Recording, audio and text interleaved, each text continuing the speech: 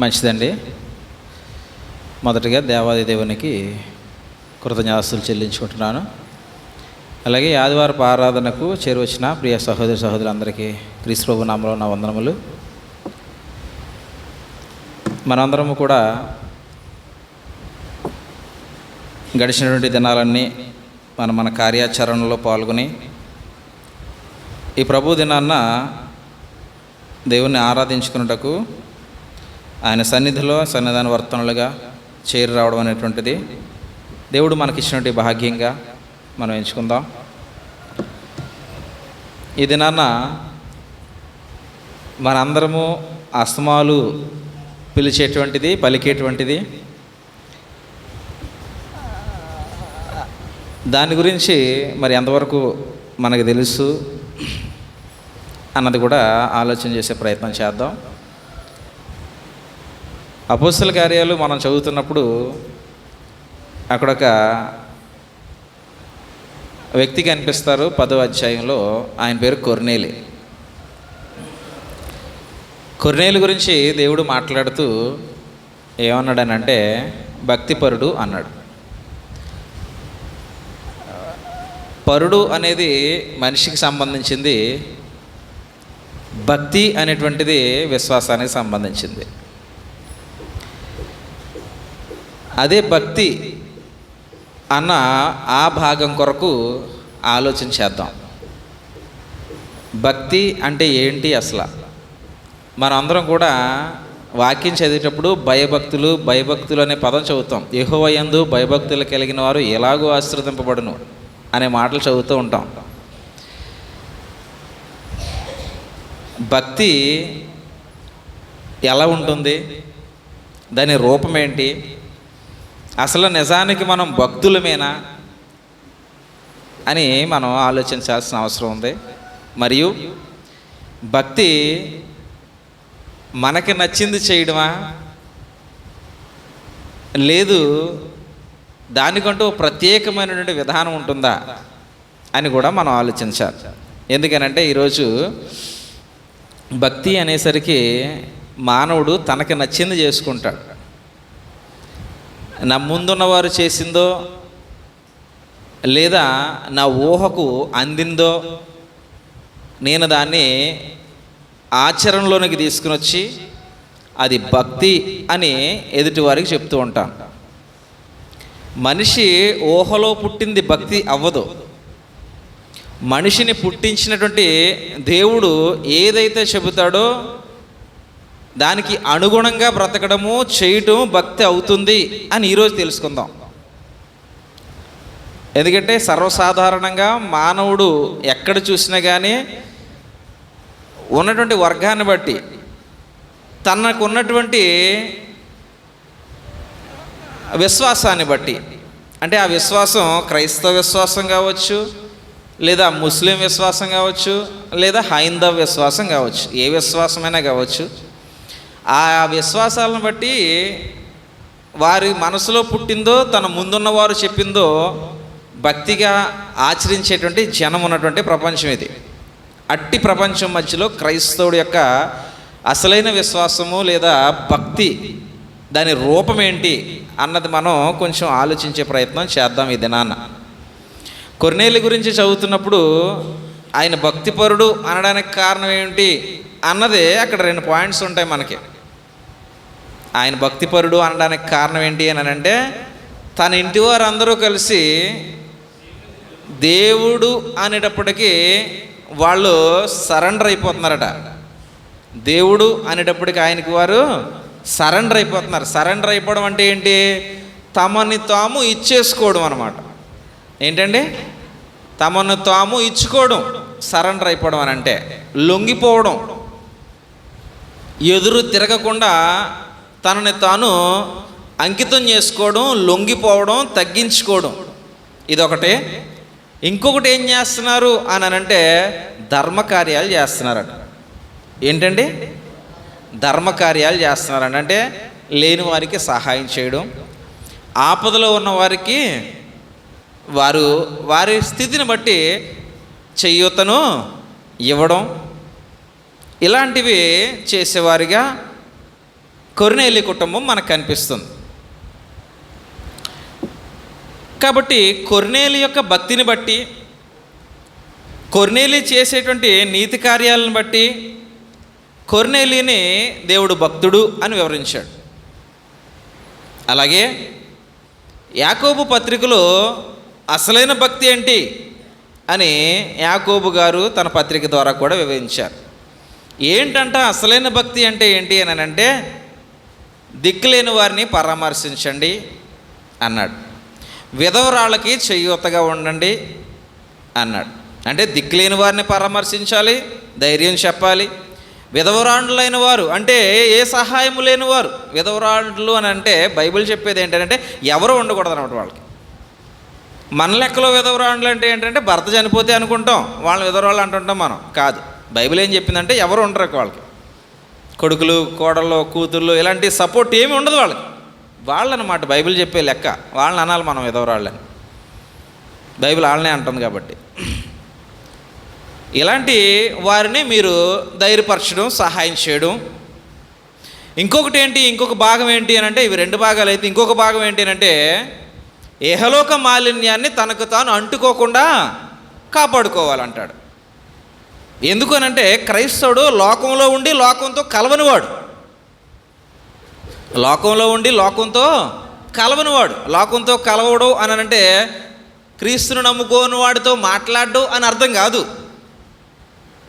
మరి ఏంటి దాని అర్థం అని అంటే, లోకం కొన్ని చేష్టలు, క్రియలు చేసేది ఉంటుంది, వాటిలో కలిసిపోవడం అనమాట. వారు మాట్లాడే మాటలు మాట్లాడడం, వారు చేసే పనులు చెయ్యం, వారు చేసేటువంటి ఆచారాలు అంతకన్నా చెయ్యం. ఇది లోక సంబంధమైనవి. వాటిలో కలవకుండా లోకస్తులతో కలుస్తాడు. మనుషులతో స్నేహపూర్వకంగా ఉంటాం, వారి మనసులో ఉన్నటువంటి ఆశలు, కోరికలు, ఆచారాలతోటి దూరంగా ఉంటాం. ఇది భక్తి అని చెప్పాడు భక్తుడైనటువంటి యాకోబు పత్రిక ద్వారా. ఇహలోక మాలిన్యాన్ని తనకు తాను అంటుకోకూడదట. ఎందుకంటే ప్రయాణం చేసే మార్గం చిందరవందరగా ఉందనుకోండి, ప్రయాణికుడు తన జాగ్రత్త తాను తీసుకోకపోతే ఖచ్చితంగా ఆ ప్రయాణ మార్గంలో అన్నీ అంటుకునేటువంటి ప్రమాదం ఉంటుంది. కాబట్టి మనం క్రైస్తవ ప్రయాణం చేస్తున్నాం, యాత్రికులం. మనం చెప్పుకున్నాం, మనం యాత్రికులం, పరదేశులం అని. మన దేశం ఏంటి అని అంటే పరలోకం, పరిశుద్ధుల పట్టణం. ఆ పట్టణానికి చెందినటువంటి మనం ఆ పట్టణ ప్రయాణం చేసేటువంటి ఈ సుదీర్ఘ సమయంలో తగిన జాగ్రత్త, బహు జాగ్రత్త తీసుకొనవలసిన వారమై ఉన్నాం. కాబట్టి ఇహలోక మాలిన్యాన్ని అంటుకోకుండా మనల్ని మనం కాపాడుకోవడం భక్తి. నైతిక పరంగా సహాయం చేసే మనసు కలిగి ఉండడం భక్తి. ఈ రెండు బైబిల్ చెప్పేటువంటి కొటేషన్స్ అన్నమాట మనకి. ఇక భక్తి కలిగిన వారి యొక్క లక్షణాలని ఎక్కడి నుంచి బయటకు తీసుకురావాలి? భక్తి కలిగిన వాడి యొక్క లక్షణాలని ఎక్కడి నుంచి బయటకు తీసుకురావాలి? ఎక్కడుంటాయి అవి అని అంటే, ఎక్కడుంటాయండి భక్తి లక్షణాలు? ఎక్కడుంటాయి భక్తి లక్షణాలు? ఎక్కడుంటాయి? ఒక మనిషికి భక్తి లక్షణాలు ఎక్కడుంటాయి? భక్తి ఉంటే అవి ఎక్కడుంటాయి అర్థమవుద్ది. ఎక్కడుంటాయండి అవి? ఇంట్లో కిటికీలో ఉండేవి కాదు, హృదయంలో ఉండాలి. ఈ లక్షణాలు ఎక్కడుంటాయి? హృదయంలో ఉండాలి. నిజమైన భక్తి అనేటప్పటికీ పూర్ణమైనటువంటి హృదయం. నిజమైన భక్తి అని అంటే పూర్ణమైనటువంటి హృదయం, అంటే హృదయపూర్వకంగా. ఒకటి నిజమైన భక్తి లక్షణాలని హృదయపూర్వకముగా, నిష్కల్మషముగా. హృదయపూర్వకంగాను మరియు నిష్కల్మషం అంటే ఏంటి? హృదయపూర్వకం అంటే ఏంటి? హృదయపూర్వకము అని అంటే నువ్వు చేసే పని ఏదైతే ఉందో, మనం దేని గురించి చెప్పుకుంటున్నాం? భక్తి గురించి చెప్పుకుంటున్నాం. భక్తి అంటే దేవుణ్ణి మనం కలిగి ఉన్నాం, దేవుని దగ్గర మనల్ని మనం నిలబెట్టుకున్నాం, దేవునికి మనల్ని మనం ఇచ్చుకున్న వారంగా ఉన్నాం. ఇప్పుడు ఉన్న దేవుని ముందు మనల్ని మనం పూర్ణంగా ఇచ్చేవారంగా ఉండాలి అన్నాడు. ఆరాధనకు వచ్చావు, పూర్ణంగా ఎంతమంది వచ్చారు ఆరాధనకే? అయ్యా నా కాళ్ళు వచ్చాయి, చేతులు వచ్చాయి, నా బుర్ర వచ్చింది అంటే పూర్ణంగా వచ్చినట్టు కాదు. మరి ఏంటి పూర్ణంగా రావడం అనంటే? మనసు రావాలి. ఏం రావాలండి? మనసు రావాలి. ఈ మనసు రావడం అంటే ఏంటి అని అంటే ఏమీ జ్ఞాపకం రాదు. ఈ లోక సంబంధంగా బ్రతికేటువంటి జీవన పోరాటం ఏమీ జ్ఞాపకం రాదు.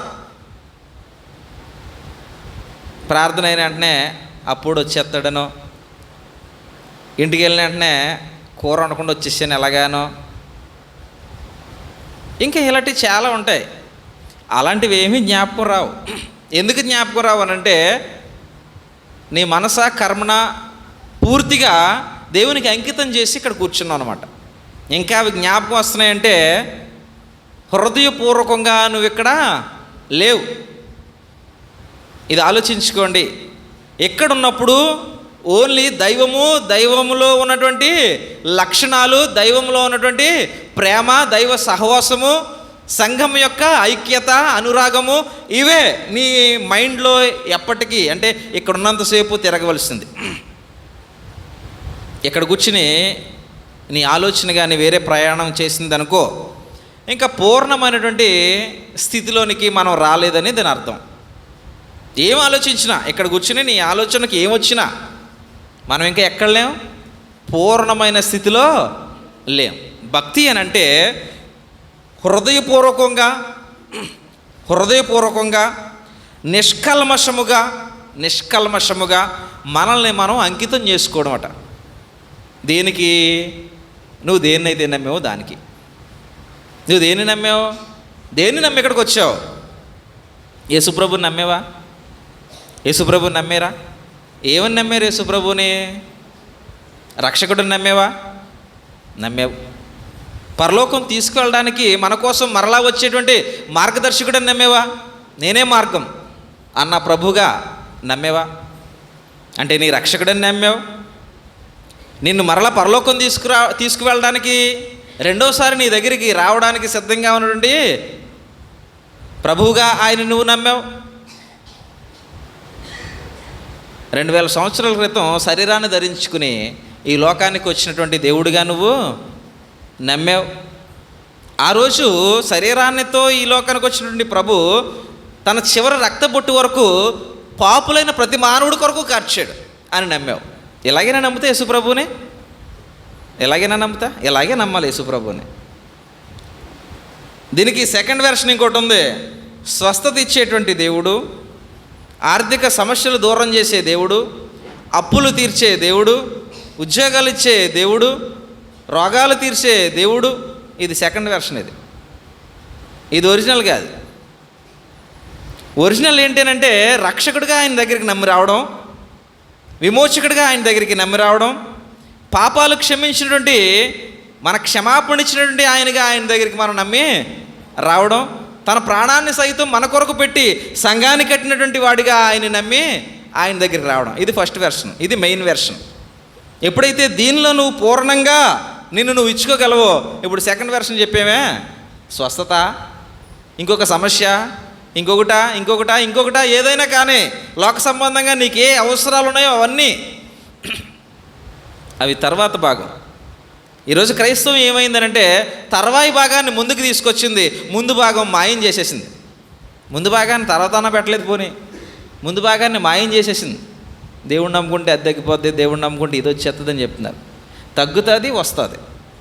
ఎప్పుడు అనంటే మొదట నా నీతిని రాజ్యాన్ని వెతకమని ప్రభువు చెప్పాడు. లోకంలో బ్రతికేటువంటి వాడికి ఏమేమీ కావాలో అవన్నీ నీకు అవసరం అని నాకు తెలుసు, అవన్నీ నేనిస్తా. కానీ నువ్వు నావాడివి అనే గుర్తింపు లోకానికి ఇవ్వగలిగిన నాడు, నావాడికి నేనేమి ఇవ్వాలో అది నేను ఇస్తా అని దేవుడు చెప్పాడు. కాబట్టి మనం ప్రభుని ఏమని నమ్మొచ్చాం? రక్షకుడని నమ్మొచ్చాం. తన స్వరక్తమిచ్చి సంపాదించిన సంఘంలో నేనున్నాను అని వచ్చాం. నాది నా ప్రభు సంఘం అని వచ్చాను. మరణిస్తే పరలోకం నేను వెళ్తానని నమ్మకంతో వచ్చాం. ఈ జీవితం మట్టుకు కాదు మనం వచ్చింది, రాబోయే జీవితం కొరకు ఆశతో వచ్చాం. ఆనందం అక్కడుంది, అది పొందుకోవాలి నేను అని వచ్చాం. ఈ నమ్మికను మనం నమ్మిన ఈ నమ్మికను మనం ముందుంచుకుని దాన్ని హృదయపూర్వకంగా నమ్మాలి, దాన్ని హృదయపూర్వకంగా వెంబడించాలి. నిష్కల్మషమైన వారంగా దాని కొరకు మనం నిలబడాలి. ఏదైనా ఒక విషయం కోసం నిలబడ్డాం అనుకోండి, ఏదైనా ఒక విషయం కోసం నిలబడితే అక్కడ ఏదో స్వార్థం దాగి ఉంటుంది.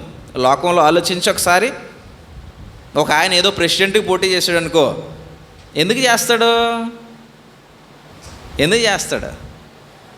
మినిస్టర్ గారు అంటాం కదా, మినిస్టర్ అంటే అర్థం ఏంటి? అర్థం ఏంటంటే మినిస్టర్ అంటేనే సేవకుడని అర్థం అండి. మినిస్టర్ అంటే సేవకుడని అర్థం అండి. సేవకుడా? మినిస్టర్ అనే పదం ఎక్కడికి వెళ్ళిపోయింది ఇప్పుడు? అది ఆకాశం యొక్క హద్దుల దగ్గరికి వెళ్ళిపోయింది. మినిస్టర్ గారు అని. మినిస్టర్ అంటే అర్థం ఏంటంటే సేవకుడని. ఆడు సేవకుడా? అస్సలు కాదు. దానికి అర్థమే మార్చేసారు వాళ్ళు. మినిస్టర్ గారు అంటే ప్రత్యేకంగా పైకి ఎక్కినోడని వాళ్ళ అర్థం. అలా అర్థాలు మార్చేశారు. దాని వెనకాల ఏముంది? స్వార్థం ఉంది. ఒక నిలబడ్డాడు ఒక వ్యక్తి, దాని వెనకాల ఏముందనంటే సేవ చేసే తత్వం కాదు, తన్ను తాను నిలబెట్టుకోవాలి, బలపరుచుకోవాలి. స్వార్థం నిలబడిన దాని వెనకాల. కానీ క్రైస్తవుడిగా నీ భక్తి వెనకాల స్వార్థం ఉండడానికి వీల్లేదు. అందుకే నిష్కల్మషము అన్నాడండి. అంటే ఏమీ ఉండకూడదట. నేను ఇక్కడ కూర్చున్నాను కదా, ఏమీ ఉండకూడదు నా హృదయంలో. ఏముండాలి? ప్రాణం ఇచ్చిన ప్రభు ఉండాలి, మన కొరకు ఎదురు చూసే పరమ తండ్రి ఉండాలి. అంతే తప్ప ఇక్కడ ఏదో ఒక రకమైనటువంటి మనుషులకి బాగా అలవాటు ఏంటంటే ఈర్ష్య ఉంటుంది కదండి. మనుషులకి ప్రాముఖ్యంగా ఎక్కువ అలవాటైపోయిన బాణి ఏంటంటే ఈర్ష్య. నేను ఎప్పుడో ఒకసారి చెప్పాను, 10 మంది స్నేహితులు కలిసి చక్కగా కలిసి తిరుగుతున్నారు, కలిసి మాట్లాడుకుంటున్నారు, కలిసి కూర్చుంటున్నారు అనుకో. సడన్గా అందులో ఒక్కడికే 10 లక్షలు దొరికేసాయి. సడన్గా ఒక్కడికే 10 మంది ఏమనుకుంటారు? నా స్నేహితుడికి 10 దొరికే, ఆడు గొప్పవాడైతే నాకు ఎంత ఆనందం, ఆడి దగ్గర 10 లక్షలు ఉంటే చక్కని ఇల్లు కట్టుకుంటాడు, మంచి కారు కొనుక్కుంటాడు, ఆడు ఎంతో హ్యాపీగా ఉంటాడు, అబ్బా నాకు ఎంత సంతోషంగా ఉందనుకుంటారా 9 మందిని. అప్పుడు నేనన్నా ఉంటే బాగుండు అనుకుంటాడు అనమాట. ఆడికి ఎందుకు దొరికేరా అనుకుంటాడు అనమాట. దొరికి మనకు మంచితడు ఇటాడు అనుకుంటాడు అనమాట. అంటే కలిసి ఉన్నారు, కలిసి తిరిగారు, కలిసి ప్రయాణం చేశారు, కానీ ఆ 10 మందిలో ఒకడు ప్రత్యేకంగా అయ్యేటప్పటికి అప్పుడే మిగిలిన 9 మందికి ఈర్ష్య. ఇది ప్రతి వ్యక్తి దగ్గర ఉండేటువంటి లక్షణం. కల్మషం అని దీన్ని అనొచ్చు కూడా. ఎందుకంటే హృదయం లోపల ఒక మచ్చ డాగు దాచిపెట్టుకోవడం అనమాట. అందుకే దేవుడు ఏమంటున్నాడంటే, భక్తి చేయడానికి నువ్వు వచ్చావా? భక్తి చేయడానికి నువ్వు వస్తే హృదయపూర్వకంగా రా, పూర్తిగా రా, నిష్కల్మషంగా రా. ఏమి ఉండకూడదు నాలో. దేవుడు, దేవుని తత్వం, దేవుని గుణం, దేవుని ప్రేమ, ఇవి మాత్రమే ఉండాలి క్రైస్తవుడు భక్తి అని అంటే. ఈ రెండింటితో అంటే హృదయపూర్వకంగాను నిష్కల్మషంగాను మనల్ని మనం దేవునికి సమర్పించుకోవడం అట. అంకిత భావం కలిగి ఉండడం. అంకిత భావం అంటే మనల్ని మనం దేవునికి అంకితం చేసుకోవడం. ఎంతమందికి ఉందండి ఇలాంటి లక్షణం? మనల్ని మనం దేవునికి అంకితం చేసుకునేటువంటి లక్షణం ఎంతమందికి ఉంది? మనం నమ్మిన సత్యం కొరకు మనల్ని మనం అంకితం చేసుకోవడం. వాక్యాన్ని నేను విశ్వసించాను, వాక్యం కొరకు నన్ను నేను అంకితం చేసుకున్నాను. అంటే అంకితం చేసుకోవడం అంటే అర్థం ఏంటి? అంకితం చేసుకోవడం అంటే అర్థం ఏంటి? ప్రతిదానికి అర్థం తెలియాలి మనకి. అర్థం తెలియకుండా ప్రయాణం చేస్తే ప్రయాణం వ్యర్థమైపోద్ది. మనం చేసే పూజ కావచ్చు, పునస్కారం కావచ్చు, ఆరాధన కావచ్చు, ఆచారం కావచ్చు, ఏదైనా కావచ్చు, దాని అర్థం ఆంతర్యం తెలియకుండా చేస్తే వ్యర్థం. అంతేనా? ఖచ్చితంగా అంతే. అర్థం కావాలి ప్రతిదీ. మనం చేసే ప్రతిదీ అర్థం కావాలి. అన్నం ఎందుకు తింటున్నాం? అర్థమైందా? చచ్చిపోకుండా ఉండడానికి. అంతే కదా. అన్నం ఎందుకు తింటున్నావు, గాలి ఎందుకు పీల్చుకుంటున్నావు, మంచిలు ఎందుకు తాగుతున్నావు అంటే భూమి మీద ఉండాలి కాబట్టి. అవేమీ చేయకుండా ఉన్నావు అనుకో, భూమి ఉంటుంది, నువ్వే ఉండవు. అర్థమవుతుంది కదా. అది ప్రతిదీ అర్థమవుతుంది. బట్ట ఎందుకు కట్టుకుంటున్నావు? నా శరీరాన్ని దాచుకోవాలి కాబట్టి. కాలుకి చెప్పులు ఎందుకు వేసుకుంటున్నావు? కాలికి ప్రమాదం జరగకుండా ఉండాలి కాబట్టి. అర్థమవుతున్నాయి అన్నీ అర్థమవుతున్నాయి. భక్తి అర్థమవుతుందా? భక్తి అర్థమవుతుందా మనకి? ఏం చేస్తున్నాం మనం నమ్మిన సత్యం కోసం మనం ఎలా నిలబడ్డాం? ఏం చేస్తున్నాం? మనం ఏం చెప్పబడింది, ఎలా బ్రతకాలని చెప్పబడింది, ఆ చెప్పిన దానికి నన్ను నేను ఎలా అంకితం చేసుకున్నాను? ఇదే భక్తి. నన్ను నేను ఎలా అంకితం చేసుకున్నాను దేవునికి. మనం నమ్మిన వాక్యానికి మనల్ని మనం అంకితం చేసుకోవడమే భక్తి. అంకితం ఎలా చేసుకోవాలంటే హృదయపూర్వకంగా చేసుకోవాలి. అంకితం ఎలా చేసుకోవాలంటే నిష్కల్మషంగా చేసుకోవాలి. ఈ రెండు మైండ్లోకి వెళ్ళాలి. హృదయపూర్వకంగాను నిష్కల్మషంగాను. అంటే నా మైండ్లో దేవుడు, దేవుని ప్రేమ తప్ప ఏమీ లేవు. నా సహోదరులు దేవుని చేత కొనబడిన వారు. ఇది ప్రత్యేక కుటుంబం, క్రైస్తవ్యం. నా ప్రభువుని వెంబడించేటువంటి వారు. మేమందరం లోకానికి మార్గం చూపవలసిన వారు. పౌలు అదే కదా చెప్పాడు. ఈ మూర్ఖమైన ఒక్కరి జనానికి వేరుగా ఉండండి, వేరుగా ఉండి లోకమందు మనం ఎలా ఉండాలంట? జీవవాక్యమును చేతబట్టుకున్న జ్యోతి అన్నాడు. జీవవాక్యమును చేతబట్టుకున్నటువంటి జ్యోతిలాగా నువ్వు లోకంలో వెలగాలి. కారు చీకట్లో ఉన్నటువంటి లోకానికి దారి చూపేటువంటి జ్యోతి క్రైస్తవుడు కావాలి. ఇది దేవుని కోరిక. నువ్వు జ్యోతిగా వెలగాలి అని అంటే, కారు చీకట్లో ఉన్నటువంటి పాపికి దారి చూపాలి అని అంటే, ముందు నువ్వు హృదయపూర్వకమైనటువంటి భక్తిని చేయగలగాలి, నిష్కల్మషమైన భక్తిని చేయగలగాలి. అంటే హృదయపూర్వకంగాను నిష్కల్మషంగాను నిన్ను నీవు దేవునికి అంకితం చేసుకోవాలి. నువ్వు నమ్మిన విశ్వాసానికి నిన్ను నీవు అంకితం చేసుకోవడమే భక్తి. దీంట్లో కొన్ని భాగాలు ఉంటాయి, ఒక 5 భాగాలు. ఒకటి ఏంటంటే ప్రేమ మరియు సమర్పణ అన్నాడు. ఏంటంట? ఇందులో కోణాలు అన్నమాట. నేను హృదయపూర్వకంగాను నిష్కల్మషంగాను దేవుని దగ్గరికి వచ్చాను, ఉన్నాను, అలాగే ఉంటాను. వెరీ గుడ్, మంచిది. ఇకపోతే నిలబడిన నాకు ఉండవలసినటువంటి కొన్ని క్వాలిఫికేషన్స్ అనుకో, లేకపోతే లక్షణాలు అనుకో, అర్హతలు అనుకో, ఏమైనా అనుకో, ఇవి ఉండాలి. ఏంటి అని అంటే ప్రేమ, సమర్పణ. భక్తిపరుడికి ఉండవలసినటువంటి మొదటి లక్షణం ఏంటంటే అది ప్రేమ. ప్రేమ ఉండడం వల్ల, ప్రేమ అంటే ఏంటి, ఉండడం వల్ల ఉపయోగం ఏంటి?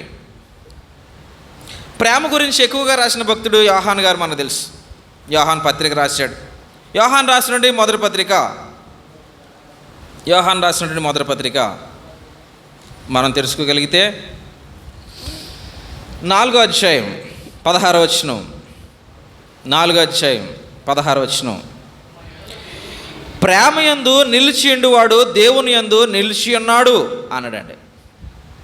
ప్రేమ ఎందుకు నీకు అవసరం? భక్తిలో ప్రేమ ఎందుకు అవసరం అని అంటే, ప్రేమయందు నిలిచిండు వాడు దేవుని యందు నిలిచి ఉన్నాడు, దేవుడు వాని యందు. ఇది భక్తి చేయడం వెనకాల ఉన్నటువంటి ఆంతర్యం ఏంటంటే, నీవు దేవునిలో ఉంటావు, దేవుడు నీలో ఉంటాడు. ఎప్పుడు మనం దేవునిలో ఉంటాం, ఎప్పుడు దేవుడు మనలో ఉంటాడనంటే మనం ప్రేమలో ఉంటేనే. దేనిలో ఉంటే? ప్రేమ. దైవ ప్రేమ ఇది, లోక ప్రేమ కాదు ఇది. దైవ ప్రేమ అనేటప్పటికీ మనం చెప్పాను ఏంటంటే ఇది ఇవ్వటం, సాక్రిఫైస్. నిన్ను నువ్వు ఇవ్వటం. ఇందాక అదే కదా చూసాం మనం. హృదయపూర్వకంగాను నిష్కల్మషంగాను మనల్ని మనం దేవునికి సమర్పించుకోవడం, అంకిత భావం అన్నది దాన్ని. కాబట్టి దైవ ప్రేమ మనం కలిగి ఉన్నప్పుడు మనల్ని మనం స్వార్థపూరితంగా ప్రేమించుకోం. మనల్ని మనం దేవుని కోసం నిలబెట్టుకుంటాం. అప్పుడు దేవుడు మనలో ఉంటాడట. అంటే స్వార్థాన్ని చంపుతాం. ఏం చేస్తాం? స్వార్థాన్ని చంపుతాం. క్రైస్తవుడు మొదట చంపాల్సింది స్వార్థం అన్నమాట. ప్రేమ ఎక్కువ ఉంటే అక్కడ స్వార్థం ఉండడానికి ఆస్కారం లేదు. ప్రేమ లేని చోట స్వార్థం నిలయం చేస్తుంది. కాబట్టి క్రైస్తవుడికి దేవుడు మొదట నేర్పింది ఏంటంటే ప్రేమే. దేవుడు ప్రేమస్వరూపి, ఆయనలో స్వార్థం లేదు. ఆయన తన్ను తాను ఇచ్చేసుకున్నాడు మన కోసం. ఇచ్చేసుకోలేదా అండి? తన్ను తాను ఇచ్చేసుకున్నాడు. మనం అడిగేమని రాలేదట, తాను ప్రేమించాడు కాబట్టి వచ్చాడట. అంటే ప్రేమ ఇచ్చేది, ప్రేమ ఇచ్చేది. ఎప్పుడైతే మనం ప్రేమలో నిలిచి ఉంటామో మనం దేవునిలో ఉన్నాం. ఎందుకంటే దేవుడు ప్రేమ స్వరూపి కాబట్టి మనం దేవునిలో నిలిచి ఉన్నాం, దేవుడు మనలో నిలిచి ఉన్నాడు. ఇంకో వాక్యం కూడా చూద్దాం. ఇదే యోహాను పత్రిక 3వ అధ్యాయం. ఇదే యోహాను పత్రిక మొదటి పత్రిక 3వ అధ్యాయం 14వ వచనం.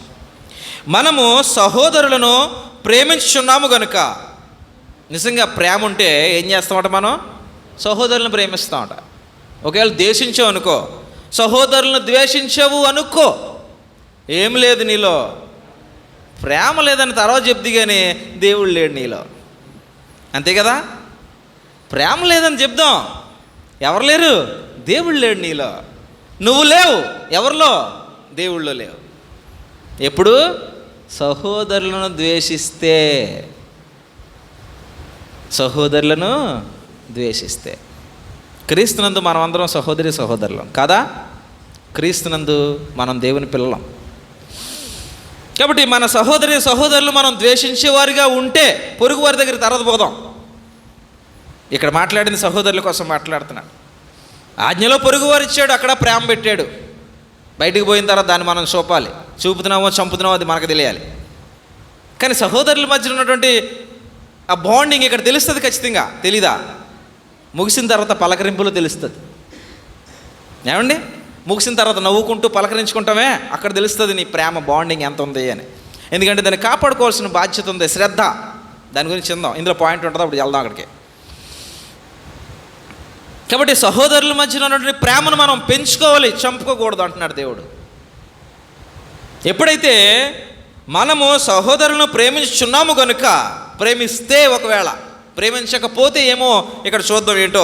ప్రేమించుచున్నాము కనుక మరణములో నుండి జీవములోనికి దాటేమట. ఒకటి, ప్రేమలో ఉంటే దేవుడు నీలో ఉన్నాడు, ప్రేమలో ఉంటే నీవు దేవునిలో ఉన్నావు. అదే ప్రేమలో ఉంటే మనం సహోదరులను ప్రేమిస్తాం. ఈ ప్రేమ వలన మనం మరణంలో నుంచి జీవంలోనికి, ఏంటి మరణం ఏంటి జీవం మనకు తెలుసు. ఏంటి మరణం? నరకానికి పోవడమే మరణం, ఒక మాటలో చెప్పాలంటే. అంతే కదా, నిత్య మరణం. అది నిత్య మరణం. ఆ మరణంలో నుంచి జీవంలోనికి దాటావు అంటే నిత్య జీవం. మరణించిన తర్వాత శరీరం మన్నులో కలిసిపోయిన తర్వాత ఆత్మ ఏదైతే ఉందో అది దేవుని దగ్గరికి వెళ్తుందని చెప్పాడు దేవుడు. మన్ను అనేది వెనకటి వల్లే మరలా తిరిగి మన్ను అయిపోద్ది. అయితే ఆత్మ దయచేసిన దేవుని దగ్గరికి తిరిగి వెళ్ళిపోద్ది అన్నాడు. ఆత్మను దయచేసిన దేవుని దగ్గరికి ఆత్మ వెళ్ళిపోతే, వెళ్ళిన ఆత్మకు చావు లేదు. ఎందుకంటే ఆత్మ రూపం కలిగింది కాదు కదా, ఆత్మ రూపం కలిగింది కాదు. క్రియ కనపడడం కోసమే మనకి రూపాన్ని ఇచ్చాడు దేవుడు, క్రియ చేయాలి కదా మరి. కాబట్టి ఆత్మ అనేటప్పటికీ రూపం లేనిది, ఆత్మ అనేటప్పటికీ కొదువులేని శక్తి కలిగింది. ఆత్మ అనేటప్పటికీ నిలయం అనేది ప్రత్యేకంగా ఉండనిది. మనకంటూ నిలయం ఉంది, అందులో ఉంటాం. ఆత్మకు నిలయం ఎలా పెడతావు? రూపం మీద నిలయం పెడతావు నువ్వు, రూపం మీద నిలయం పెడతావు నువ్వు. కాబట్టి దయచేసిన దేవుని దగ్గరికి మరలా ఆత్మ వెళ్ళినప్పుడు ఆత్మకు మరణం లేదు, అక్కడ నిత్యము ఉంటే బ్రతుకు, లేకపోతే చావు. ఈ రెండే ఉన్నాయి. ఇది ప్రతి విశ్వాసంలోనూ ఉంది. ఆ హైందవ విశ్వాసమా, ముస్లిం విశ్వాసమా, క్రైస్తవ విశ్వాసమా, అందరూ అంటారు చనిపోయిన తర్వాత నరకం స్వర్గం అంటారు. మనమేమో నరకాగ్ని అంటాం, లేదా నిత్య నరకం అంటాం, మరొకటి పరలోకం అంటాం, మహాలోకం అంటాం. కాబట్టి రెండు ఉన్నాయి, నిత్యము ఉంటాయి రెండు. కాబట్టి ఆ మరణంలో నుంచి జీవంలోనికి దాటాలంటే సహోదరుల్ని ప్రేమించాలి. సహోదరుల్ని ప్రేమించాలంటే మనము ప్రేమ కలిగిన వారమై ఉండాలి. అలా ఉన్నప్పుడు దేవుడు మనలో ఉంటాడట. కాబట్టి భక్తిలో ప్రాముఖ్యంగా మొదట స్టెప్ ఏంటంటే ప్రేమ మరియు సమర్పణ. అంటే ఇవ్వడం, రోమిలికి పత్రిక రాస్తూ మనకు తెలుసు 12వ అధ్యాయము 1-2 వచనం ఉంటుంది, ఒకసారి చూడండి. రోమి పత్రిక 12వ అధ్యాయంలో మనల్ని మనం దేవునికి సమర్పించుకోవాలి అని పౌలు చెప్పాడు అక్కడ. రోమపత్రిక 12వ అధ్యాయం. కాబట్టి సహోదరులారా, పరిశుద్ధమును దేవునికి అనుకూలమునైన సజీవ యాగముగా మీ శరీరములను ఆయనకు సమర్పించుకోండి అని చెప్పి, నేను దేవుని వాత్సల్యమును బట్టి మిమ్మల్ని బ్రతిమాలుకొనుచున్నాను, ఇట్టి సేవ మీకు యుక్తమైనది అన్నాడు. ఇట్టి సేవ మీకు మంచిది, ఇట్టి సేవ మీకు ఆరోగ్యకరమైనది. ఎట్టి సేవ అనంటే పరిశుద్ధమును దేవునికి అనుకూలమునగు, పరిశుద్ధమును దేవునికి అనుకూలమునగు అన్నాడు. ఏంటి 2 మాటలు మాట్లాడాడు? పరిశుద్ధమైన అంటే బాగున్నేమో, దేవునికి అనుకూలం అన్నాడు మళ్ళీ. అంటే కొంతమంది అండి చాలా జాగ్రత్తగా ఉంటారు, ఏ తప్పు చేయకుండా తను కాపాడుకుంటారు, కానీ ఏ క్రియ చేయరు అన్నమాట. అర్థమైందా ఈ మాట?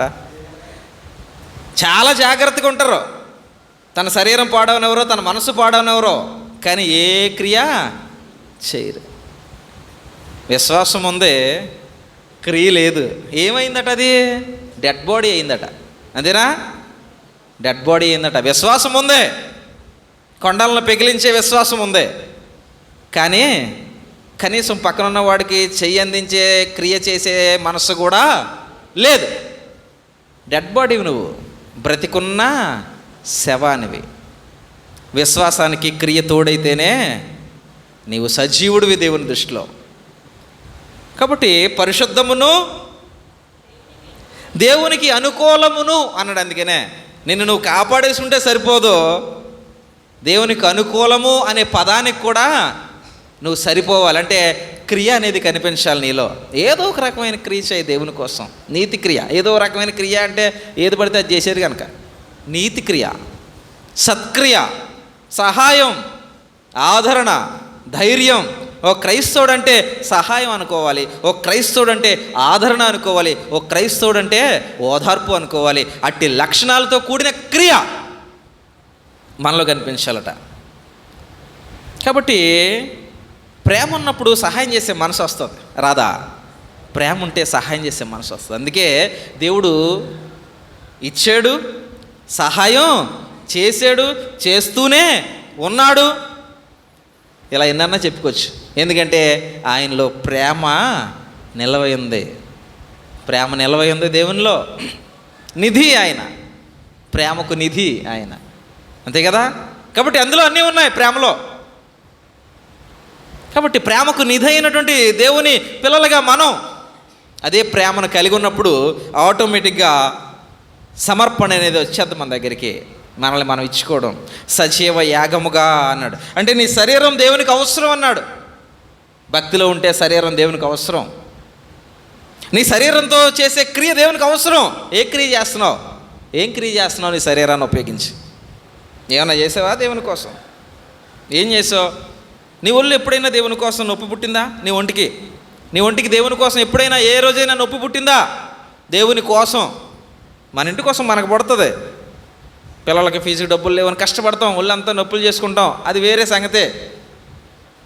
దేవుని కోసం నీ ఒళ్ళు ఎప్పుడైనా నొప్పి పుట్టిందా? దేవునికి నీ శరీరాన్ని నువ్వు ఇచ్చేవో లేదో అక్కడే అర్థమవుతుంది.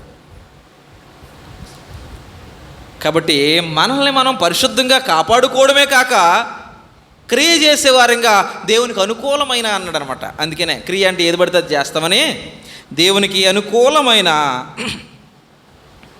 సజీవ యాగంగా మీ శరీరములను ఆయనకు సమర్పించుకున్నాడని దేవుని వాత్సల్యాన్ని బట్టి మిమ్మల్ని నేను ఏం చేస్తున్నాను?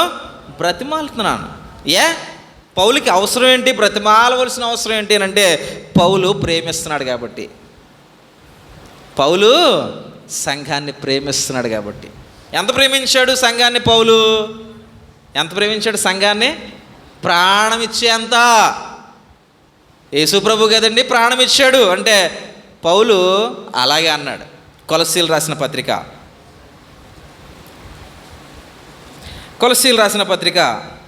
1వ అధ్యాయం 24వ వచనం చూద్దాం. కొలస్సీ పత్రిక 1వ అధ్యాయం 24వ వచనం చూద్దాం. ఇప్పుడు మీ కొరకు నేను అనుభవించుచున్న శ్రమల యందు సంతోషించుచున్నాను. ఎవరు మాట్లాడుతున్నారు ఈ మాట అంటే అపోస్తలుడైన పౌలు మహనీయుడు మాట్లాడుతున్నాడు. ఇప్పుడు మీ కొరకు నేను అనుభవించుచున్న శ్రమల యందు సంతోషించుచు సంఘము అను ఆయన శరీరం కొరకు క్రీస్తు పడిన పాట్లలో కొదువైన వాటి యందు నా వంతు నా శరీరమందు సంపూర్ణము. సంఘం కొరకు నా శరీరాన్ని ఇచ్చేసాను అంటున్నాడండి. చంపేస్తారంటే నేను ఎప్పుడు ముందు వారం చెప్పాను, చంపేస్తారయ్యా యెరూషలేం వెళ్తే, చచ్చిపోవడానికే నేను వచ్చాను అన్నాడు. చెప్పాను కదా మీకు, యెరూషలేం వెళ్ళకో చంపేస్తారు పౌలు గారు అని అడిగారు. నేను చనిపోవడానికి సైతం రెడీ అయ్యే ప్రభు దగ్గరికి వచ్చాను. ఇక్కడ అదే అన్నాడు, క్రీస్తు సంఘం కొరకు ప్రాణం ఇచ్చాడు, పాట్లు పడ్డాడు. ఒకవేళ ఇన్ కేసు ఏదైనా వదిలేస్తే నా శరీరం ఉంది దాన్ని అనుభవించడానికి అంటున్నాడు ఆయన. క్రీస్తు ఏదైనా వదిలేస్తే, ఆయన వదలలేదు కానీ ఆయన అనే మాట చూడండి ఒకసారి ఎలా ఉందో. ఆయన ఏదైనా ఒకవేళ మిస్ చేస్తే నా శరీరం ఉంది దాన్ని అనుభవించడానికే. అది ఇవ్వడం అంటే. సజీవంగానే పౌలు జీవంతో ఉన్నప్పుడే తన శరీరం బాధ అనుభవిస్తుందని తెలిసి కూడా దేవుని కోసం తాను ఇచ్చుకున్నాడు. దెబ్బలు తినలేదా పౌలు? ఒకటి తక్కువ 40 దెబ్బలు ముమ్మారు తిన్నాడట. రోమన్స్ అలాగే కొడతారు, అలాగే తిన్నాడు. ఓడ పగిలి బాధపడ్డాడట, సముద్రం మధ్యలో ఉండిపోయాడట, ఆకలి దప్పులట, ఎన్నో కష్టాలు. కొరింథీయులతో మాట్లాడుతూ చెప్తాడు, ఇన్ని కష్టాలయ్యా. చివరిగా ఇంకొక కష్టం ఉంది, సంఘమును కూర్చున్నటువంటి చింత. ఎందుకంటే ఎందుకు సంఘాలు కూర్చున్నటువంటి చింత ఎందుకు పౌల్లో ఉంది అని అంటే, ఓ మాట అన్నాడు అదే కొరింథీయులతో మాట్లాడితే, ఏంటంటే పవిత్రురాలైన కన్యకగా నేను ఒక్కడే పురుషునికి అనగా క్రీస్తునకు ప్రదానం చేశాను. ఆనాడు హవ్వను మోసం చేసిన అపవాది నిన్ను మోసం చేస్తాడేమో నాకు భయం వేస్తుంది. ఎందుకంటే హవ్వను దేవుడే తయారు చేశాడు కదా, ఆదామును చేశాడు, ప్రకటెముకను తీశాడు, హవ్వను తయారు చేశాడు. ఇదిగో నీ సాటి అయిన సహాయం అని ఇచ్చాడు. దేవుని చేత తయారు చేయబడినటువంటి హవ్వే ఆ రోజు అపవాది మాటలు విని మోసపోయింది, దేవునికి వ్యతిరేక అయిపోయింది.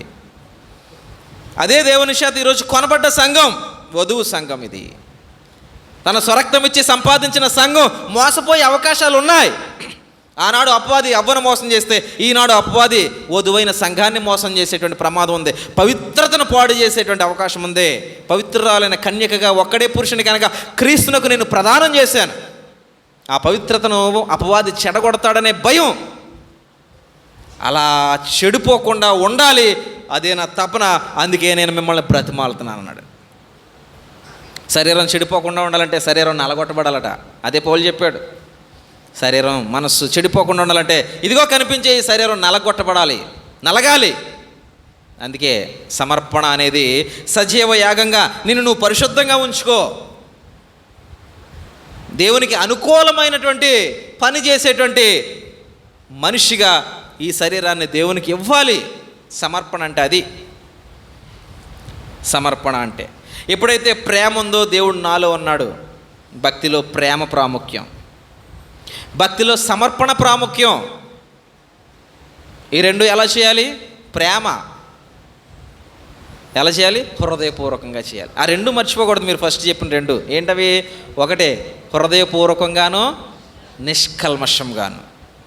హృదయపూర్వకంగాను నిష్కల్మషంగాను ప్రేమించాలి. హృదయపూర్వకంగాను నిష్కల్మషంగాను నన్ను నేను దేవునికి ఇచ్చుకోవాలి.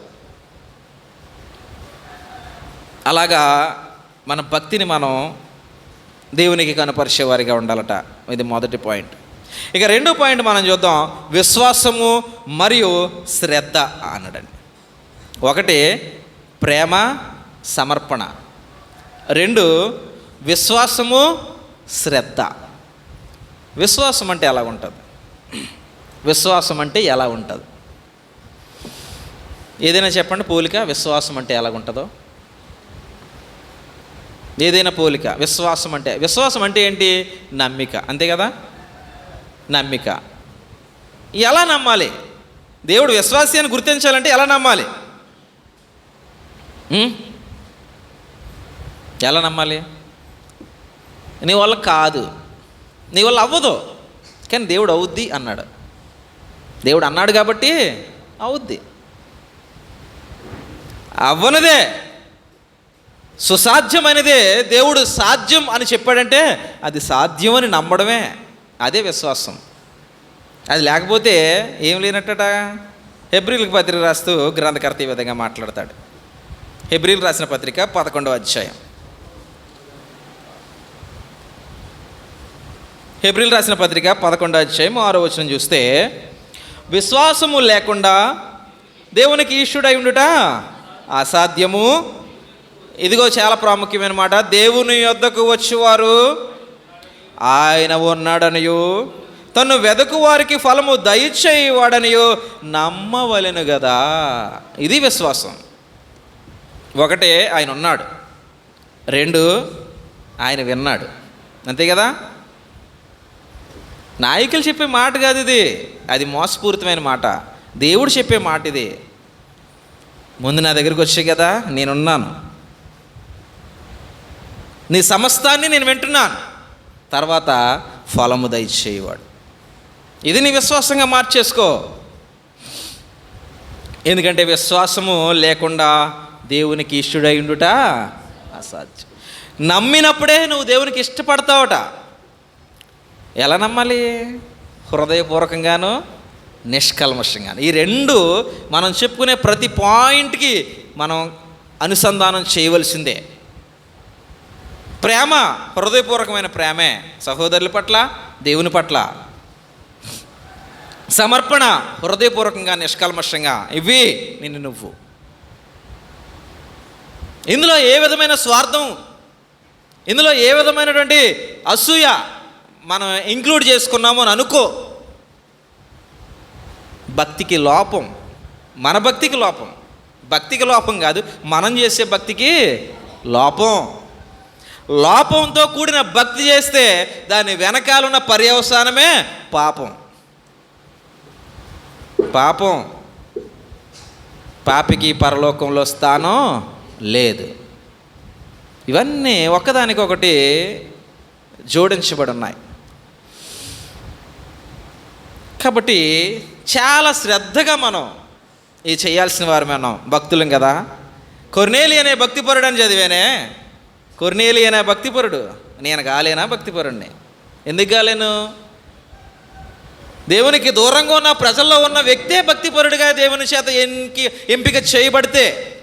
దేవుని ప్రజలకు దూరంగా ఉన్నాడు కొర్నేలి. అతనేమి ఇశ్రాయేలీయుడు కాదు. రోమా పౌరసత్వం కలిగినటువంటి రోమా ప్రజల్లో ఒకడు. ఇటలీ ప్రాంతానికి చెందినవాడు. అక్కడ ఉన్నటువంటి ఆ సైనికులపైన అధికారి.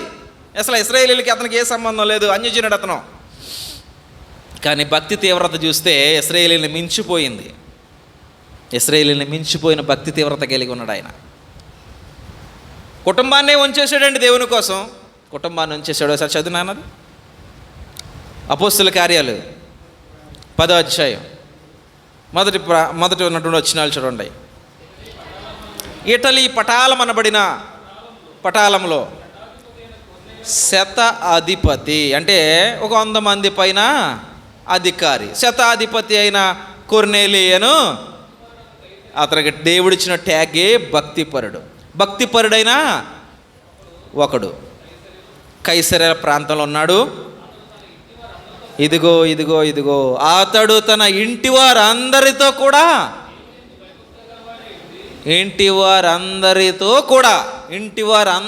కూడా భక్తి, దేవుని యందు భయభక్తులు గలవాడై ఉండి అన్నాడు. అంటే భయం ఉంది, భక్తి ఉంది. కానీ దేవునికి దూరంగా ఉన్న ప్రజలో పుట్టాడు, కానీ విన్నాడు దేవుని కోసం. దేవునికి దూరమైన ప్రజలో పుట్టిన దేవుని కోసం విన్నాడు కాబట్టి భక్తిని కనపరచగలిగాడు. దేవుడు ఇష్టపడిపోయాడండి, మాట్లాడేసాడండి. దేవుడు కొర్నేలి అని మాట్లాడాడు. భక్తి చేస్తున్నాడు, ఇంకా తనకి తెలియని భక్తి చేస్తున్నాడు. తెలుసుకోవాల్సిన భక్తి ఉంది అతనికి కూడా. కాబట్టి భక్తి అనేటువంటిది మనతోటి అది ముగింపు అయిపోకూడదు, మనతో సమాధి అయిపోకూడదు.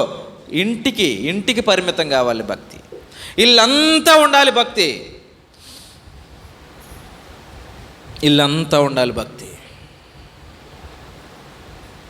ఏ రోజు ఎలా ఉంటుందో మన పరిస్థితులు ఏం తెలియవు, ఎప్పుడు మరణం వస్తుందో తెలియదు, ఎప్పుడు మన పరిస్థితులు బాగుంటాయో తెలియదు, ఎప్పుడు సమస్యలు వస్తాయో తెలియదు, ఎప్పుడు ఆరోగ్యంగా ఉంటామో తెలియదు, ఎప్పుడు బలహీనత వస్తుందో తెలియదు. ఏమీ తెలియని జీవితం మనదే.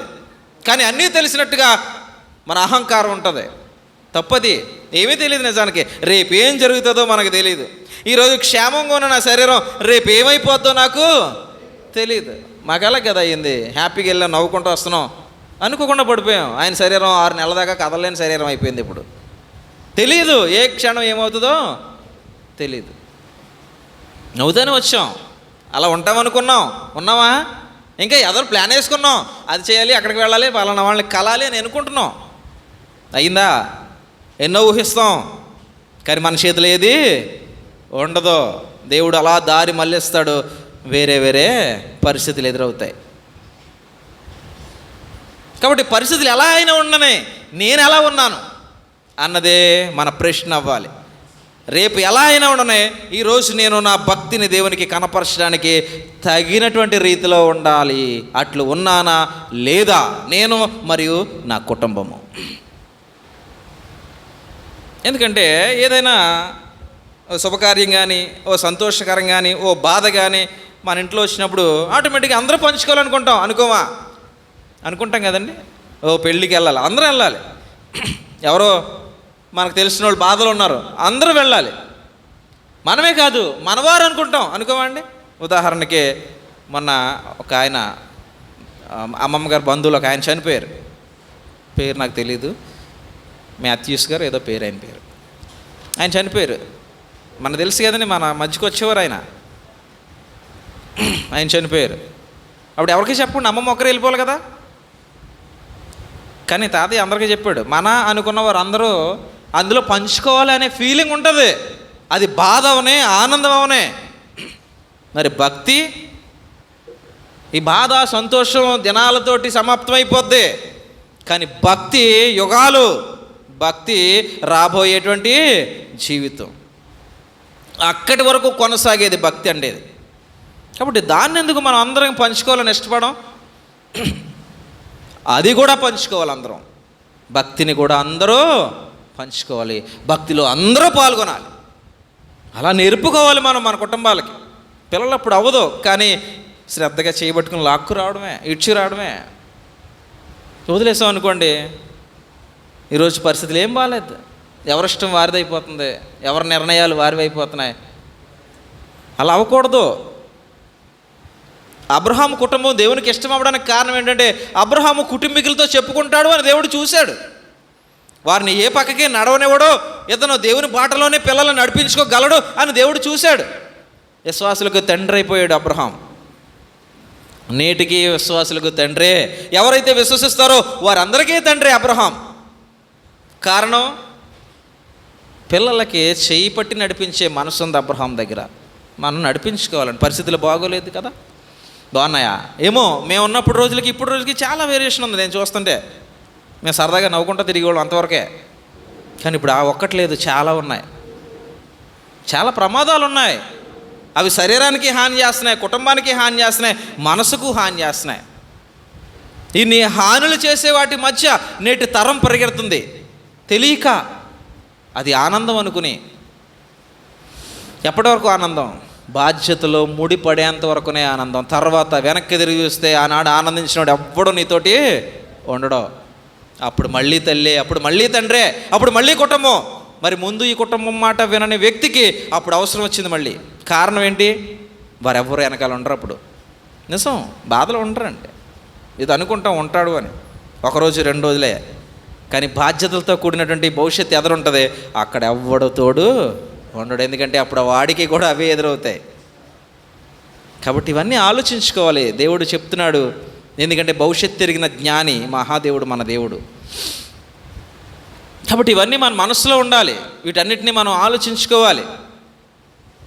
భక్తి మన కుటుంబాలకి అలవాటు అవ్వాలి. భక్తి అలవాటు అయినప్పుడు చాలా వస్తాయి దగ్గరికి. ఇవన్నీ మనం ఇప్పుడు చూస్తున్నాం, అవే చూస్తున్నాం. భక్తి అలవాటు అయితే ప్రేమ వస్తుంది. భక్తి అలవాటు అయితే ఇచ్చే మనసు వస్తుంది, సాయం చేసే గుణం పెరుగుతుంది, ఆదరించే మనసు వస్తుంది. భక్తి అలవాటు అయితే నేనున్నాను అంటాడట. సజీవ యాగంగా అనుకూలమైనటువంటి సమర్పణ చేసుకోగలుగుతామట. ఇంకో మాట కూడా చూడొచ్చు ప్రక్కన. ఇంకా ఇచ్చేటువంటి దాని గురించి సమర్పణ, విశ్వాసం కదని మనం చూస్తున్నాం. విశ్వాసం, నమ్మిక. ఈ విశ్వాసం అనేటువంటి దాన్ని మనం అబ్రహాముని చూసాం. విశ్వాసంగా తండ్రి అయిపోయాడు అబ్రహాం విశ్వాసులకు. కాబట్టి దేవుని దగ్గరికి మనం వస్తున్నప్పుడు ఎట్టి నమ్మికతో దేవుని దగ్గరికి వస్తున్నాం అంటే ఆయన చెప్పింది ప్రతీదీ నేను నమ్ముతున్నాను. ఎంతవరకు నమ్ముతానంటే నా జీవితంలో కనపడేంతవరకు నమ్ముతాను. ఇంకొకటి శ్రద్ధ, విశ్వాసం మరియు శ్రద్ధ. దేని పట్ల శ్రద్ధ ఉండాలి? ఎఫెసీయులకు రాసిన పత్రిక 4వ అధ్యాయం. ఎఫెసీయులకు రాసిన పత్రిక 4వ అధ్యాయం 1 నుంచి చదువుదాం. కాబట్టి మీరు సమాధానమును బంధము చేత ఆత్మ కలిగించు ఐక్యతను కాపాడుకొనుట యందు శ్రద్ధ కలిగిన వారై ప్రేమతో ఒకరినొకడు సహించుకోండి అన్నాడు. సహనం అన్నమాట. అంటే శ్రద్ధలో సహనం వస్తుంది ఆటోమేటిక్గా. ఏ శ్రద్ధలో? ఐక్యతను కాపాడుకోవాలనే శ్రద్ధలో. ఆత్మ ఐక్యతను కలిగించిందంట. 2 రకాల ఐక్యత. 1 దేవునితోటి, 2 సహోదరుల మధ్య. 1 దేవునితో కలిగించింది ఐక్యత. ఎందుకంటే మనము మన యొక్క పాపాల వలన, మనం చేసేటువంటి దుర్మార్గపు కార్యాల వలన మనం దేవుని దృష్టిలో ఏమయ్యామట? మన పాపములను అపరాధములను దేవుని దృష్టిలో మనం చచ్చిన వారమై ఉన్నాం. క్రీస్తు మనకి ఆ దేవునితోటి ఐక్యతను అనుగ్రహించాడట. ఇంకొకటి సంఘ ఐక్యత. మనం బయటకు వెళ్ళిపోతే ఎవరెవరమో, అంటే ఇక్కడ మనం అందరం ఒక పేటలో ఉంటాం కాబట్టి మన మధ్యన ఒక రకమైనటువంటి బంధం ఉంటుంది. ఏదో బంధం అక్కడి నుంచో ఉంటుంది ఖచ్చితంగా. మనకు ఎంతో ఫ్యామిలీయే, ఎక్కడి నుంచో ఉంటుందో, మూల నుంచి చిన్న బంధం ఉంటుంది ఖచ్చితంగా. టౌన్లో అలా ఉంటుందా? టౌన్లో అలా ఉండదు. ఎవరెవరో ఎక్కడి నుంచో వస్తారు, కలుసుకుంటారు, సంతోషంగా మాట్లాడుకుంటారు, నవ్వుకుంటూ తిరిగి వెళ్తారు. ఆ ఐక్యతను కాపాడుకోవాలి. నువ్వెవరో నాకు తెలీదు, నేనెవరో నీకు చెప్పవలసిన అవసరం లేదు అనుకుంటే ఐక్యత లేదు అని అంటే భక్తి లేదు. భక్తిలో మరో భాగం ఐక్యత, కలిసి ఉండేటువంటి గుణం. మనం గొడవలు ఆడుకుంటుంటాం, ఆడుకున్నా కలిసిపోవాలి. మళ్ళా గొడవలు ఆడుకున్నా కానీ మళ్ళీ కలిసిపోవాలి. క్రైస్తవుడు లక్షణం అదే కావాలి, కలిసిపోవాలి. గొడవ ఆడుకున్నాం కదా అని చెప్పి ఇంక అలాగే పెట్టి కూర్చున్నాం అనుకో, మనం క్రైస్తవులు అవలో. ఏదో కోపం ఉంటుంది, కోపం ఉన్నప్పుడు అలా 1 రోజు 2 రోజుల్లో కోపం తగ్గిపోతుంది, మళ్ళీ కలిసిపోవాలి. కోపాన్ని దాన్ని మనం తీవ్రస్థాయికి తీసుకెళ్ళకూడదు, క్రోధంగా మారిపోద్ది. కోపం తీవ్రస్థాయికి తీసుకెళ్తే క్రోధం అయిపోద్ది. క్రోధం తప్పులు చేయడానికి మార్గం వేస్తుంది. కాబట్టి కోపపడతాం, వాళ్ళంటే నాకు పడతానో, నేనంటే నీకు పడతానో, ఏదో కోపం వస్తుంది, కానీ మాట్లాడేసుకోవాలి. మరలా అలా ఉండిపోదు. నిజానికి ఆలోచించండి. ఎప్పుడన్నా ఇప్పుడు ఇలా కొట్టుకున్నాం అనుకో, ఆ రోజు ఉన్న కోపం రేపు ఉండదు, రేపు కోపం ఎల్లుండి ఉండదు, ఎల్లుండి కోపం అవతల ఎల్లుండికి అలా తగ్గిపోతూ ఉంటుంది. ఆ తగ్గిపోయిన క్షణం చూసుకుని మాట్లాడేసుకోవడమే. ఐక్యతను కాపాడుకోవాలట క్రైస్తవుడు. వేర్పాటు గుణం క్రైస్తవ్యంలో లేదు, ఐక్యతే దేవుడిచ్చాడు. ఒక్కడే తండ్రి, ఒకటే జనం, ఒక్క పురుషుడు అన్నాడు మనల్ని. ఒక్క పురుషుడు అన్నాడు. ఒక్కడు అంటే వేరు కాదని కదా అర్థం. ఎఫెసీయులకు రాసిన పత్రిక ఐక్యత గురించే ఇదే పత్రికలో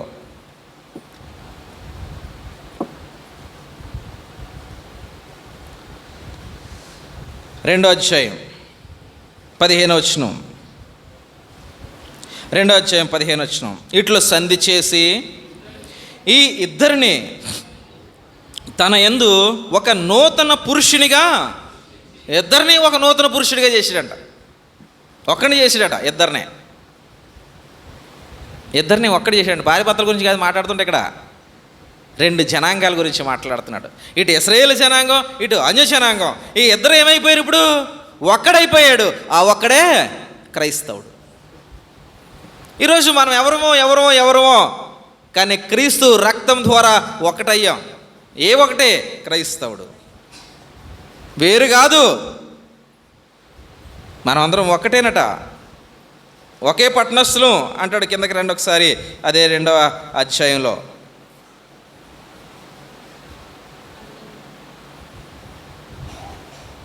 19వ వచనం. కాబట్టి మీరిక మీదట పరజనులను పరదేశులనై ఉండక పరిశుద్ధులతో ఏక పట్టణస్థులను దేవుని ఇంటివారినై ఉన్నారు. వేరు కాదు, ఒక్క పట్టణానికి చెందిన వాళ్ళం, ఒక్కటే మనం. క్రైస్తవుడు, నువ్వెవరో క్రైస్తవుడు, నేనెవరో క్రైస్తవుడు అంటే ఒకటే. నేను పలానా అంటే వేరైపోతాం. క్రైస్తవుడు ఈ ఐక్యతను కాపాడుకునేటువంటి శ్రద్ధ. 1వ పాయింట్ ఏంటండి, ఒకసారి ఫస్ట్ నుంచి వస్తున్నా. భక్తి అనేటువంటిది హృదయపూర్వకంగాను నిష్కల్మషంగాను దేవునికి మనల్ని నమ్మిన విశ్వాసానికి, మనం నమ్మిన దేవునికి, మనం నమ్మిన సత్యానికి మనల్ని మనం ఇచ్చుకోవడం, మనల్ని మనం అంకిత భావం కలిగి ఉండడం అన్నట్టు. మనందరం కూడా దీంట్లో ఏ లోపం ఉండకూడదు, స్వార్థం ఉండకూడదు, ద్వేషం, ఈర్ష ఇలాంటివి ఏవి ఉండకూడదు. హృదయపూర్వకంగా దేవుని కోసం నిలబడాలి, నిష్కల్మషంగా దేవుని కోసం నిలబడాలి. ప్రేమ, సమర్పణ. ప్రేమ మరియు సమర్పణలో కూడా ఇవే లక్షణాలు. దేవుడు ప్రేమ అయి ఉన్నాడు. ఆ దేవుడు ప్రేమ కలిగి మనం ఉంటే మనలో ఉంటానన్నాడు. దేవుడు మనలో ఉంటే మనం సహోదరులను ప్రేమించగలం. ప్రేమించినప్పుడు మరణంలో నుంచి జీవంలోనికి దాటిపోతున్నాం. సమర్పణ ఇవ్వాలి, సజీవయాగంగా మనల్ని మనం దేవుని కోసం ఇచ్చుకోవాలి. పౌలు అలాగే ఇచ్చుకున్నాడు. ఇక జీవించినది నేను కాదు, నా యందు క్రీస్తే అన్నాడు గలతీయులకు పత్రిక రాస్తూ. నేను కాదు జీవిస్తుంటా, క్రీస్తు నాలో జీవిస్తున్నాడు. ఇది సమర్పణ, ప్రేమ మరియు సమర్పణ. అది హృదయపూర్వకంగాను నిష్కల్మషంగాను దేవుని కోసం ఇచ్చేవారంగా ఉండాలి. ఇంకొకటి విశ్వాసము, శ్రద్ధ. విశ్వాసము, మనం ఏమి నమ్మాం? ఆయన ఉన్నాడని, ఆయన ఫలము దయచేయవాడని, ఉన్నాడని ఫలము దయచేయవాడని మనం నమ్మాం. ఇంకా శ్రద్ధ అంటే ఐక్యతను కాపాడుకోవడంలో, ఐక్యతను, దేవునితో మనకున్న ఐక్యత కాపాడుకోవాలి, సహోదరులుగా మన మధ్యన ఉన్న ఐక్యతను కాపాడుకోవాలి. ఇది ఎలా చేయాలి? హృదయపూర్వకంగాను నిష్కల్మషంగా. కాబట్టి ప్రేమలో కానీ, సమర్పణలో కానీ, విశ్వాసంలో కానీ, శ్రద్ధలో కానీ లోటు లేకుండా నిష్కల్మషమైన ప్రయాణం చేసినప్పుడు, అట్టి అంకిత భావంతో మనం ఉన్నప్పుడు భక్తిలో మనం ఏమవుతున్నాం? డెవలప్ అవుతున్నాం, అభివృద్ధి చెందుతున్నాం. ఇంకా ఉన్నాయి భక్తి కోణాలు. దేవుని చిత్తమైతే వచ్చే వారం విందాం. అందరికీ వందనములు.